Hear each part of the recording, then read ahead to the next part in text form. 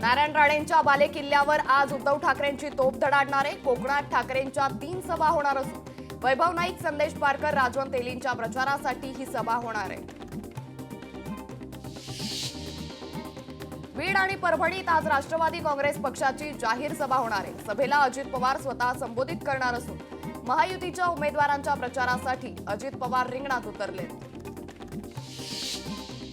शरद पवार यांच्या आज नाशिक, पुणे आणि अहमदनगर जिल्ह्यात सभा होणार आहे। उमेदवारांच्या प्रचारार्थ या सभा घेण्यात येतील। भारतीय राष्ट्रीय काँग्रेस पक्षाचे राष्ट्रीय अध्यक्ष मल्लिकार्जुन खरगे यांची आज सकाळी 11 वाजता जाहीर सभा होणार आहे। काँग्रेसचे लातूर शहर उमेदवार अमित देशमुख आणि लातूर ग्रामीण मतदारसंघ उमेदवार धीरज देशमुख यांच्या प्रचारार्थ ही जाहीर सभा होईल। अपनी ताकद आजमा लो, अपनी हैसियत क्या है आपको भी समझ आ जाएगा, असं म्हणत देवेंद्र फडणवीसांनी नवी मुंबईतील बंडखोरांवर टीका केली आहे। सुप्रिया सुळेंची आज वरुड जिल्ह्यातील राजुरा बाजार इथे सायंकाळी 6 वाजता सभा होणार आहे। महाविकास आघाडीचे उमेदवार गिरीश कराळे यांच्या प्रचारार्थ ही सभा घेण्यात येईल।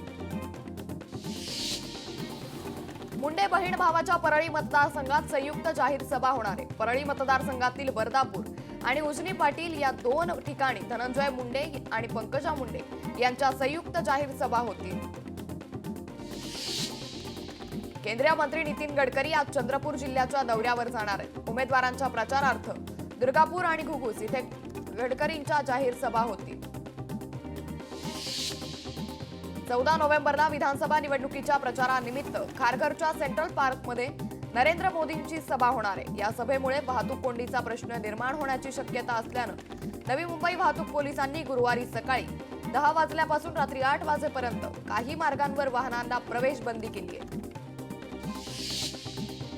शिवाजी पार्क मैदानावर 17 नोव्हेंबरला कोणत्या राजकीय पक्षाची सभा होणार याचा निर्णय आता नगर विकास विभाग घेणार आहे। मुंबई महापालिका प्रशासनानं याबाबतचा अहवाल नगर विकास विभागाकडे पाठवला असून अंतिम निर्णय सरकार घेईल।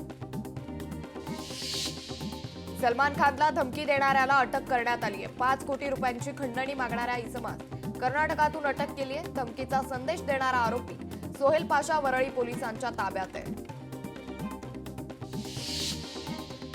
दक्षिण मध्य महाराष्ट्रात उद्यापासून पावसाचा अंदाज आहे। तामिळनाडूच्या किनारपट्टीवर कमी दाबाचं क्षेत्र तयार झालंय, त्यामुळे दक्षिण मध्य महाराष्ट्र आणि दक्षिण कोकणात ढगाळ वातावरण निर्माण होऊन गुरुवारपासून पुढील 3 दिवस हलक्या पावसाची शक्यता वर्तवण्यात आली आहे। रत्नागिरीतील नखरे इथे 13 बांगलादेशी घुसखोरांना अटक करण्यात आली आहे। चिरेखाणीवर पहाटे दहशतवादी विरोधी पथकाकडून ही कारवाई करण्यात आली आहे। स्वराज्य पक्षाचे अध्यक्ष संभाजीराजे छत्रपती आज श्रीरामपूरमध्ये सभा घेणार आहेत। जितेंद्र तोरणे यांच्या प्रचारासाठी 4 वाजता सभा आयोजित करण्यात आली आहे। अंबरनाथमध्ये निर्माणाधीन इमारतीवरून पडून मजुराचा मृत्यू झाल्याची दुर्दैवी घटना घडली आहे। बी केबिन रोडवरील मोहन ग्रीन या ठिकाणी ही घटना घडली। सुरक्षिततेच्या उपाययोजना नसल्याचा प्राथमिक अंदाज पोलिसांनी व्यक्त केला आहे। रावसाहेब दानवेंनी लाथ मारलेल्या कार्यकर्त्यानं प्रतिक्रिया दिली। रावसाहेब दानवेंचा मी जवळचा मित्र आहे असं वक्तव्य कार्यकर्त्याने केलं। रावसाहेब दानवेंसोबत 30 वर्षांपासून मैत्री असल्याचं या कार्यकर्त्यानं सांगितलंय। राहुल गांधी 14 आणि 16 नोव्हेंबरला महाराष्ट्र दौऱ्यावर असतील। महाविकास आघाडीच्या उमेदवारांच्या प्रचारार्थ राहुल गांधी 4 जाहीर सभा घेणार आहेत। गृहमंत्रीपद माझ्याकडे आलं तर महायुतीला परवडणार नाही। महायुतीतील 60% नेते गुवाहाटीला पळतील, अशी टीका रोहित पवारांनी महायुतीवर केली आहे। बारामतीत नातवासाठी आजी प्रचाराच्या मैदानात उतरल्यात। प्रतिभा पवारांकडून युगेंद्र पवारांसाठी प्रचार करण्यात आलाय। प्रतिभा पवार यांनी बारामतीच्या पश्चिम भागाचा दौरा केला। राज्यात महाआघाडी गठबंधन आहे असा हल्लाबोल योगी आदित्यनाथ यांनी महाविकास आघाडीवर केलाय। काँग्रेस नेतृत्व मुस्लिम लीग समोर शरण गेलं होतं, अशी टीका योगी आदित्यनाथ यांनी मल्लिकार्जुन खरगेंवर केली आहे।